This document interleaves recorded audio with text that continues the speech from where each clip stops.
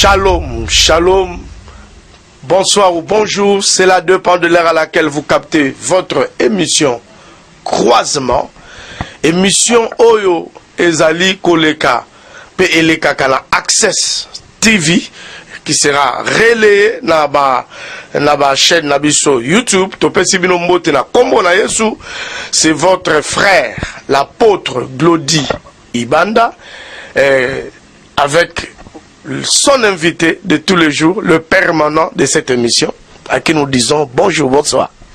Bonjour, bonsoir, apôtre Glody Ibanda. Oui, vous pouvez vous présenter, docteur. Merci beaucoup, c'est le docteur Parfait Bopey. Je suis pasteur de la communauté des assemblées de la milice Shalom et par la grâce de Dieu, invité de l'émission Croisement sur Access TV et d'autres choses encore. Ok, donc nous serons vraiment en permanence avec docteur. Dans notre émission Croisement, nous traitons des thèmes. Le coup la émission thème ezali et titre ezali Croisement, tout le monde qui est l'auto vend vraiment la croisement.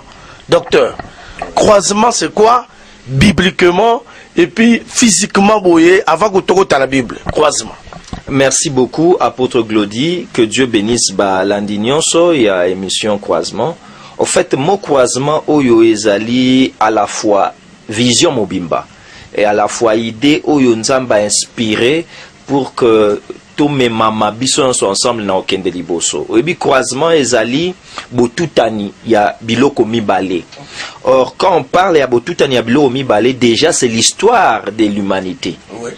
Parce que ceux qui toquent na science ya mozindo balobi bateau même bandi makate nzambe bazondi ma croisement. Parce que lumière tango tout anina ba rocher et panzani nde créer vie selon bango. Oui, selon bango. Selon la science. Or biso toyebi que en réalité même moto peut exister et ça croisement papa na maman. Oui. Et croisement est ce qui na naturel te que na spirituel chrétien aza moto nani aza moto yo mopaka no moko boye moto maina makila masumu mais oya tutani na bonzambe. La grâce touchant le péché produit la nouvelle naissance. Et tout ça c'est le croisement. C'est le croisement. Donc émission pe croisement ezali toye nandambo ya o toyebi tolobi que tokutana na bandeko na Access TV et bota édification. Et bota miracle parce que ezali émission à molimo mo santupe et bota guérison et bota ba changement binene na kati na biso so ensemble biso pe tozo subir changement pe tozo memela ba tout changement pour bakende liboso. Merci. Donc dans la vie tout est croisement. Voilà. Tout est croisement et j'aimerais que nous touchions deux croisements. Oui. Tout ce croisement moko ya ancienne alliance. Simba, il y a nouvelle alliance. Oui.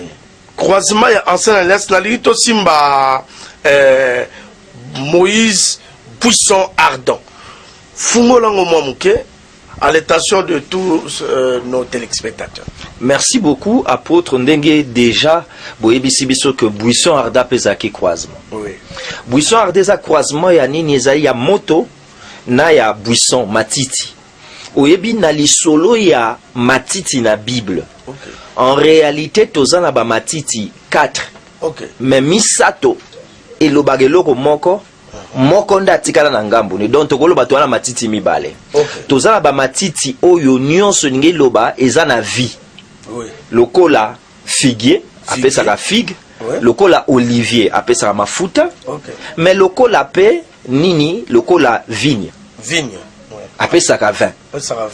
Nzoka, ces trois types de végétaux représentent seulement Israël. Okay. Mais de l'autre côté, tu as un buisson. Okay. Buisson abotaka mbumate. Matiti na ez appelle légumes ya koliati. Oui. Azo représenter biso ba païen. Otoa ne lokwa malonga te biso. S'il vous plaît. Oui. L'arbre là, le buisson. Oui. C'était l'image du païen. Du païen, de l'homme naturel. Pour yeso amibenga nzete ya mobeso. Yekuna nzeta ko biso. Biso ya kokauka. Okay. Donc quelque part, bien aimé, balandignonso, Moïse a moni buisson, l'homme naturel. Okay. On a katiné le roi moutouye zate po baloba qui tous ont péché, sont privés de la gloire de Dieu. Oui. mais akamwa moni buisson wana asangani asali croisement na nini na moto. Or nous savons azikite nous savons que moto ezanini, moto c'est l'effet dévorant, c'est Dieu. C'est Dieu. Notre Dieu est un Dieu, est un feu dévorant. Tout préciser, oui. Précisons. Donc, il y a un croisement entre Nzambe, Mosantu, na Mopagano. Na moto, yamai na makila, yamasumu. Mais Moïse a kamwe, n'était zikite pelite ndenge. Pour batangi sakaye na classe na bango que personne ne peut me voir et vivre. Oh là là.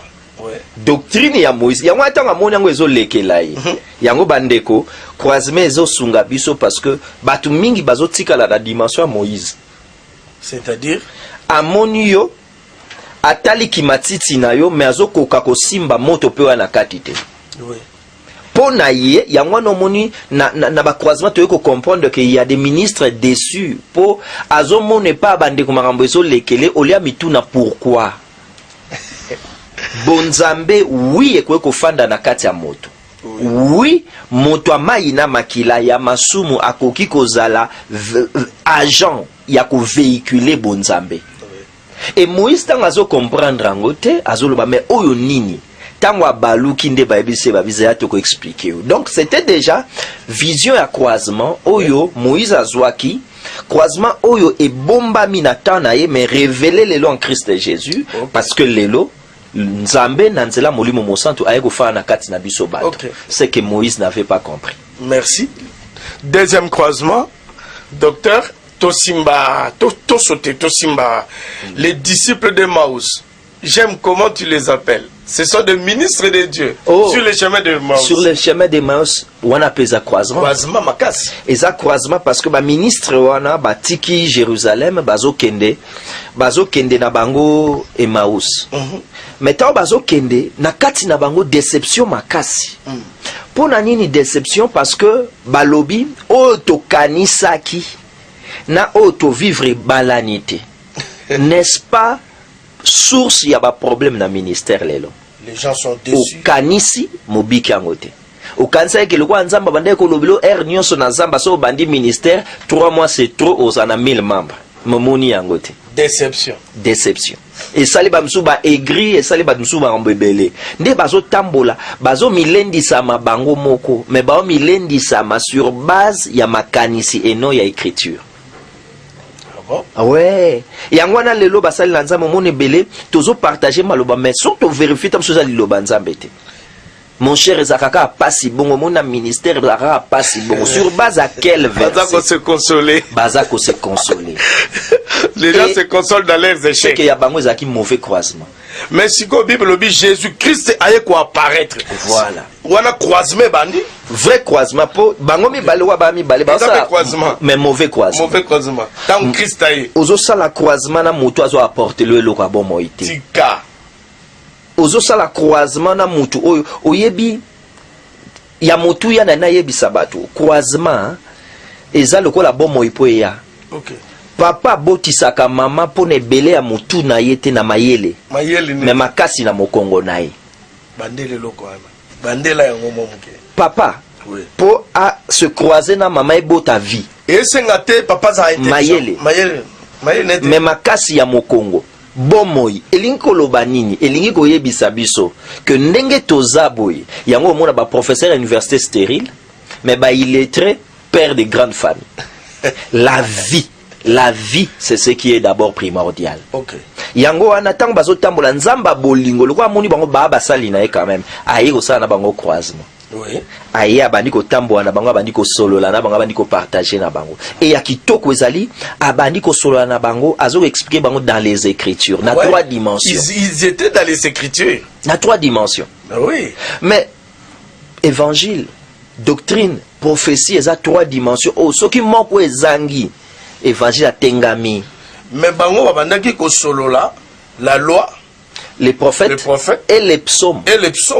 Mais bazo comprendre te pona nini parce que il ne suffit pas que simba makomi mais il faut avoir la révélation. Donc eza lokwa na katia fournaise de feu. Vous avez Shadrach, vous avez Meshach, vous avez Abednego, mais vous manquez La quatrième personne. Or, ce qui quatrième personne aye lo ke lengeza kanini moto eza mais bo sentir angote. Sokazate. Soka zate ozika yangwa no moni mutabi ministère za kapasi pour quatrième azate. Moi je connais docteur, je connais un ministre de Dieu. Il est venu me vendre son église. Abi papa, somba no église nangai na bandemi na baba. Somba na yo na kabelio matabisi Bible Scofield. Voilà. Na ke Angola. Musalo eko bomanga ya ona lingi avant église bomanga ngamo na bomanga avant yango bomanga. Aza na raison parce que eza mai makila na musuninde lobi corps âme esprit. Nzoka quatrième dimension. Azate. Sokeye oromona que oza na kati ya moto. Oui. Mais balobi même solo à moto symbiote eza lokola temps ya ba confinement oyo ebele bazo souffrir. Oui. Mais si tu as Dieu. Oui. Oromi tungisa matin parce que na confinement o ebele abato bazu occasion okuta na nzambe ya komona bolamu na nzambe. Docteur to vanda place wana. Tant bazo solana Jésus sur le chemin de Maús, Bible bi. Ils parlaient aussi, ils étaient en train de discuter sur la loi, le prophète et les psaumes. Nous avons dit, il y a 3 dimensions, mais on dirait bazanga qui quatrième. Les surnaturels, oh Jésus. Surnaturel, parce que tant batamboli bongo, ba komi pena suka, Bible lobi, babi, biso tonito koma na biso. Na sepela ngo balobi po moyelinge kota. Mais Yesu abi ngana na continuer nanga. Suka na yo eza suka te. Amen. Suka na yo eza tendenge okeika kote place tel ozongi. Suka no eza 500 membres te. Suka no eza ba témoignage opesa biso te ya 5 ans paralytique atambolaka. Suka no yangwana te.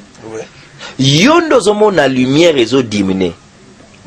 Biso to komi na biso. Biso to komi. Mais Yesu habite ngana continue. Yangwana texte moi kitoko lobaka na ko mesurer bino, ba mesurer bino na mesurer boko sale. Yangwana tunyo. Pona nini yo moko kende kozwa ekolo. Pona nini yo moko okende kozwa sakombi da gobelet. C'est la mesure que tu as prise. Oui. Or si tu as pris cette mesure, c'est normal que tu peux basanine. Basale la mesure en gros. Mais je t'invite à la mesure qui n'est pas illimitée. Quelle mesure? Il y a source. Oui. La quatrième personne. Quatrième dimension, c'est les surnaturels. À Bouki, à rendre en grâce et pas une ensemble. Balobitan balie misosani et fungwami. Nandimite pe ekosalamakate. Toi sabato ko sabato que tu memele dans Bible asikate. C'est toujours la même Bible aux anango, mais une petite dose de révélation et fungolo miso. Une petite dose ya moi loko amuke omoni bato ebele lelo ba passe leki bango neti mutatekela ki église eza nani eza moto alobi il y a la mort dans le pot bois cannabis au poango mbola la sunzala zoka il suffit to chaka farine un peu de farine seulement. Yangwana tozaka nesema koloba, bien-aimé dans le Seigneur, l'église se nourrit par l'évangile. L'église se nourrit par l'évangile. Mais se construit par la doctrine. Se construit par la doctrine. Et marche par la prophétie. Ok. Tozo fungola yango pendant 1 minute. L'église ou les chrétiens, toi qui nous suis, tu seras nourri par l'évangile. Docteur. Oui. Évangile ya nini po bango bazaki na bauti na Yesu déception bazo zonga Yesu a bloqué bango surnaturel bikamo esalemi sikoyo l'église se nourrit par l'évangile. Quand on dit d'abord se nourrit, ça veut dire vie ezawana na kati. Alors vie oyo tozolo ba évangile ezanini. Évangile ezali explication. Il y a l'œuvre salvatrice de Christ. C'est la bonne nouvelle. La bonne nouvelle. Yangonde zopesa biso bomoi. Kasi il ne suffit pas kozwa bomoi. Et alors quoi mwana botami. Et loko laksa biso que mwana botami ezaka agangi aleli. Na sepela nango mingi po ya leli mais biso to sepela. Kolela wana eza source eza signe que azo vivre. Soka l'élite sage femme betembata. Tu dois plaire. Voilà. C'est pourquoi nana yebisayo que la vie vient par l'évangile, mais il ne suffit pas mwana lela. Ouais. il faut pe bakata motolu ba sukolaye argirol la moi misopto na zolo pona nini parce que azana nous fragile na ba infection. Oui. Il faut la protéger, c'est ça la doctrine. C'est la doctrine qui protège l'église, la doctrine protège les chrétiens. Mais tant que la doctrine les années, le marathon doctrine. Ok, doctrine les alliés d'une manière simple, les alliés enseignement, où les accords dictés manière d'être et de faire selon idéal et à Christ. En un mot, nous pouvons dire c'est l'ensemble de ce que nous faisons et pratiquons. Voilà. Enseignement. C'est ça l'enseignement, c'est ça la doctrine. Mais doctrine, on dirait comme bébé moroka azan la mine mi balé. Ouais, na ebi batu belé pour na bango doctrine ezali couche ya pembe na mutu ya maman pe ya mi balé zali enfin o ba bengi kitambala foulard, alors que Bible d'abord le bas voile et c'est le mogoté, mais bisotoza kunate bakansi doctrine zaka koloba que la femme se taise et on des doctrines. Ça veut dire que moi ça t'est athée. Moi ça t'est athée. Doctrine eza manière d'être. Moi ça t'est. Bisotolobi. Ah, voilà, merci beaucoup. Que manière d'être et de faire selon l'idéal de Christ. C'est la doctrine qui protège l'église ou bien les chrétiens. Qui construit. Qui construit. Qui bâtit. Bon, ça c'est doctrine en côté. Il faut me toi l'enseigner. Nazongi na naturel. Aza vivant. Mais obi soko zaki ozu ba vaccin nyonso te tozo mona bakaba poliomyélite.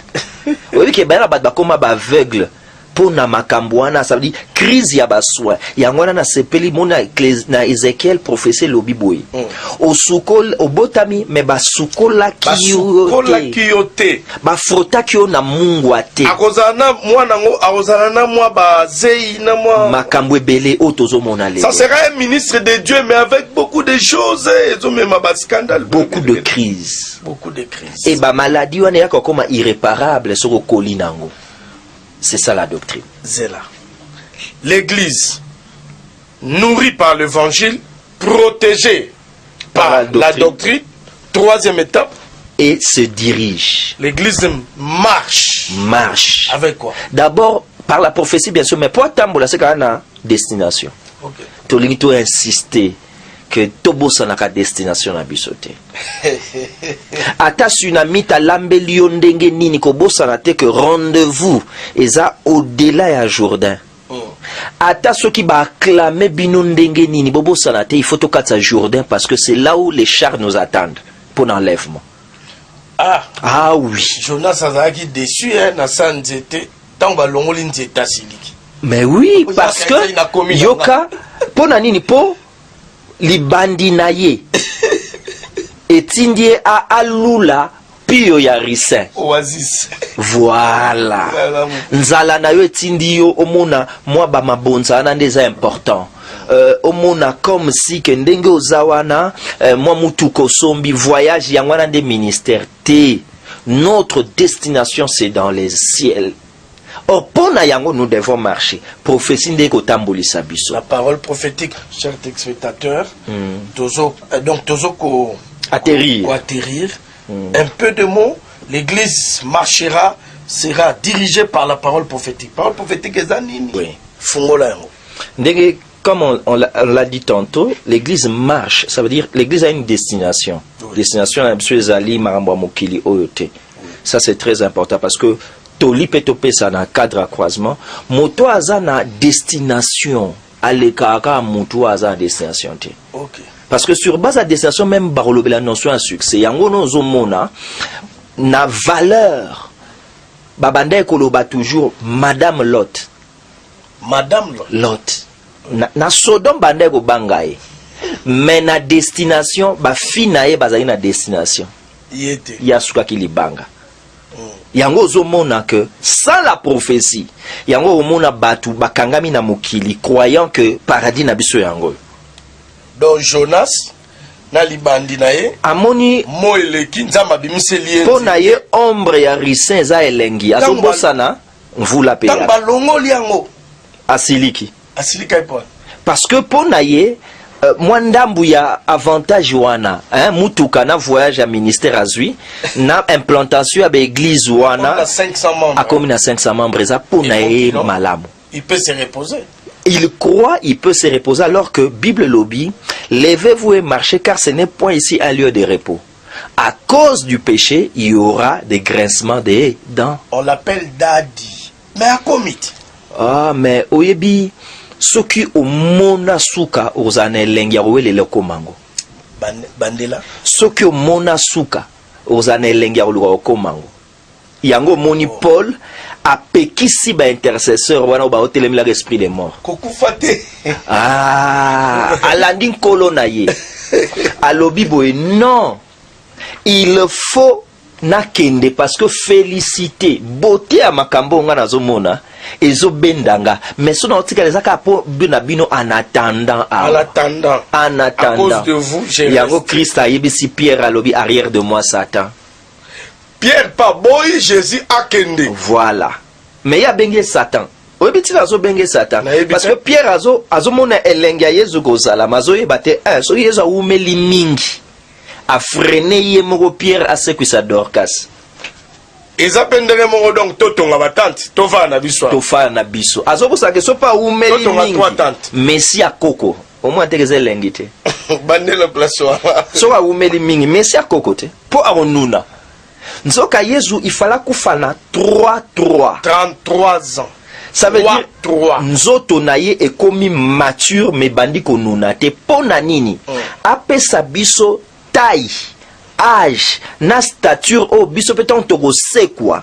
Toko bala na nango parce que yenda za prototype na biso. Justement. Biso so toko c'est quoi là-bas 33 ans. Même 120 ans Moïse na résurrection est comme à 33 ans. Moïse a okita nae. A okita. O pa kufa 20.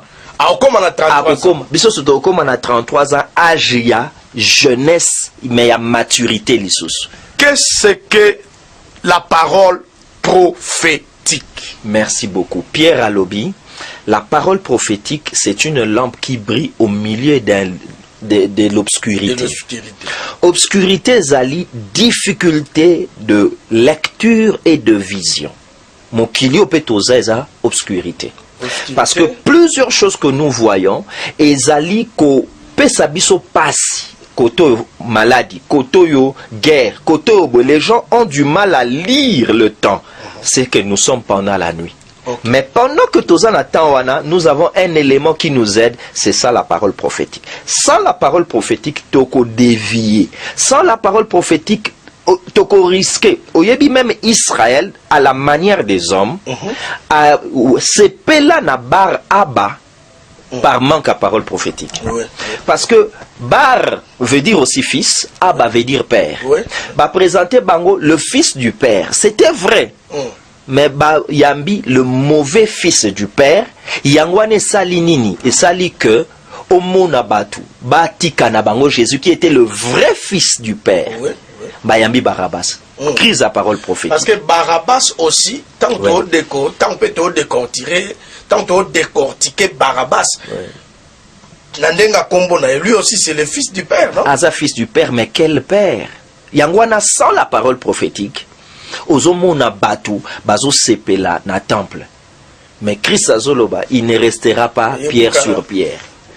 Sans la parole prophétique, il y a un ozomo na bazui même corona ba comme c'est en 666. Ah, Zela. Ah, faut croisement ça la Zela, croisement au Ezoluka Makambo. Vous êtes sur Access TV, c'est votre émission Croisement. Émission où nous traitons la parole prophétique, nous traitons la doctrine, nous traitons l'évangile, aussi les sacerdoces authentiques. Docteur. Oui. Nalina tuna question et outi musika. Au simbi prophétie, parole prophétique. Tout simba prophétie, mais tout simba prophétie a prophétie sur les nations. Limbisanga prophétie sur les 3 nations. Na côté Israël, na Salmabe, Israël, les païens ou les nations et l'église. Non, et ça normalement, voilà la composition de l'humanité, parce que l'humanité est allée composée na ba entité misato. C'est important peut to rappeler en bandeko tozali na ba nation tozali na Israël pe toza na église. Toza na ba nation, lisolo malam et bandi na Adam. Oui. Toutes les nations. Ouais. Na kati ya ba nation, Dieu a tiré Israël. Ok.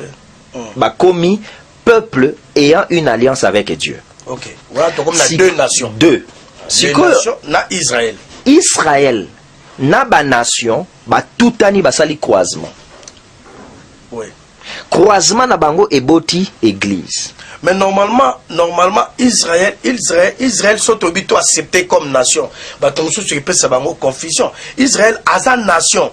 Et prophétiquement, to a sa nation physiquement comme ça ou merci. Historiquement. Politiquement. Ouais.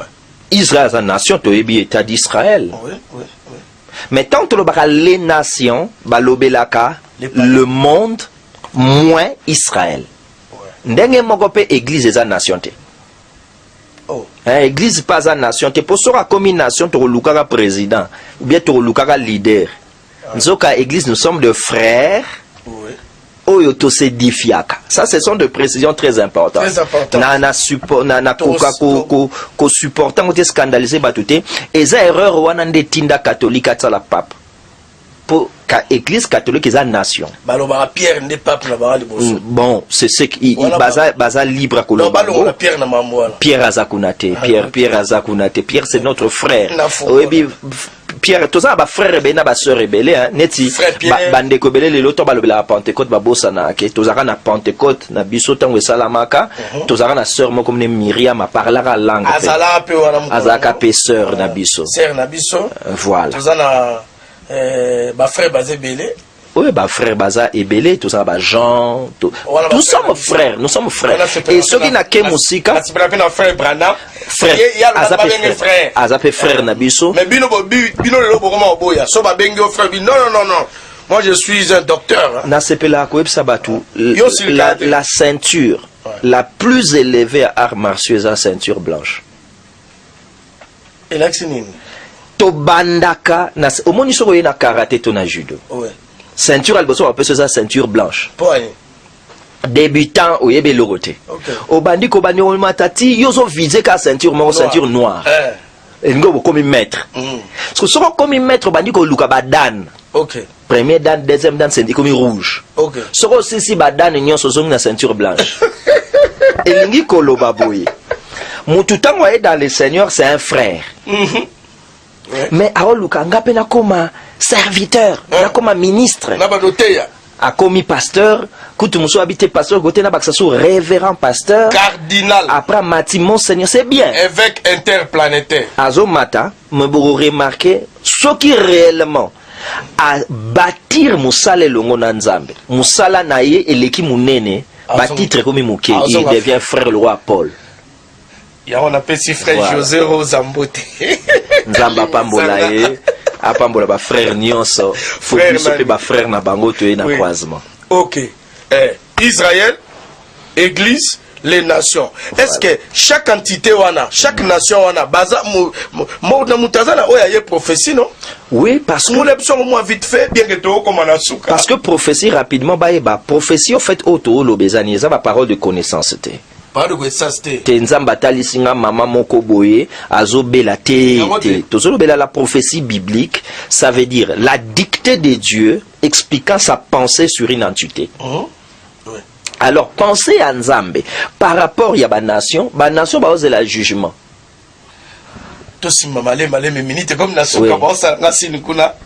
Les nations, quelle est leur prophétie? Prophétie majeure. Bazose la jugement dernier. Jugement dernier. Jugement dernier. Ok. Quelle est la prophétie majeure d'Israël? Israël a le retour de Christ. Où est l'église d'Israël? Retour de Christ. Retour de Christ. Le roi il faut zonga. Pour Nabango. Pour Nabango parce que à bloquer la balaki. Il fallait avoir répondre à une année selon la loi. Okay. Et ce cas si fois ya okuta ba on bitumba. Yangwana les trois prophéties fait chamana ordre angwezanini. Ya liboso église azo c'est l'enlèvement. Donc la prophétie majeure de l'église c'est l'enlèvement. Pe oyo na ordre il faut ya liboso. D'abord enlèvement. Voilà. Après enlèvement c'est le retour. Retour de Christ en Israël. Est-ce que nous pouvons promettre, docteur, vous pouvez promettre à téléspectateurs que au prochain numéro, nous allons parler sur les prophéties sur les nations. Il n'y a pas de problème. Nous serons là pour que tout se croise dans le cadre de la lumière pour la bisognon. Donc, il n'y a pas de problème. Donc, tu lingi seulement tu que biso église tous l'enlèvement. Oui. Tant biso to kende Israël a connu quoi ma bendani da moi bitumba na Armageddon nde arozela le chef aya au côté de la bitumba. Si comme moi à côté les até pour le coup la bali a un repos nano ya nos. L'étoile du matin. L'étoile du matin est kolamuka. L'étoile du matin la bango. Soleil de justice pour la bango. Étoile du matin pour la biso. Okay. Alors, tango, aiko sala mabongo, amemi bon na millénium na repos, après il y aura jugement dernier. Donc, wane sengeli eko ma récitation, et pas à moi na nzambe ya moussa nzambe, pour nanini, pour que ce kayo ki makamususu e bangi sa yeti. Au prochain numéro, docteur, mot de la fin, il y a émission Oyo. Topesi merci mingi na ba téléspectateurs mais na bande konyo soyo basungi biso afin que nanzela access TV tout ça la croisement oyo to na prétention à kotangisa ba maloba nzambe. Nous sommes pas leurs professeurs, nous sommes vos frères. Nous sommes vos frères pour te partager kaka oto yebi pe tout ça la rappel pe to s'édifier à être meilleur. Merci. Nous croyons réellement que Nzambaza a besoin il y a to partage akabwe esunga kabiso et merci mingi na yo apôtre Glody Banda Nzamba ya pambola pour tout ce que vous faites dans le cadre ya émission au croisement. Merci beaucoup, nous sommes à la fin, que Dieu vraiment vous bénisse. Nous avons quelques annonces. Cette émission, vous pouvez aussi suivre Kolandango sur rediffusion Isali. Nous passons donc jeudi 20h30 et il y aura rediffusion dimanche 15h juste. Mais vous pouvez aussi suivre ça sur FOD TV. Oui, notre chaîne YouTube, Kuna Baomona Ebele, à la conférence na Mambebate Ebele, Ndenge Moko, sur Firefogo TV, où ils allent chaîne YouTube, partenaire et sœur Nabiso. Abonnez-vous massivement na deux chaînes et restez branchés, scotchés na Access TV. Que Dieu bénisse toute l'équipe technique. Nalingana Pesaye Mbote. Lui, c'est le Seigneur Jésus-Christ. Nabenga Kaye, sponsor numéro 1. Il y a croisement. Numéro 2, Pazali. Baba. Nakatanga. Numéro 3, consolation. Azana France, Bissika Zambote. Ba numéro 4, ba numéro 6, Boza et Belé, et Belé, et Belé. Laisse que notre Dieu vous bénisse. Topesi, Regina Bissoya, Lubumbashi, Mbote. Équipe ya Kinshasa, Mbote. Na équipe Oeza Libanda, Mbote. Nous allons nous retrouver à la prochaine occasion avec comme sujet les prophéties sur les nations. C'était votre humble serviteur, l'apôtre Glody Ibanda, votre frère et qui? Docteur Parfait Bopei. Merci. Vous pouvez nous contacter par numéro Barotia na CA et petit écran Nabino. Que Dieu vous bénisse. Ciao. Merci.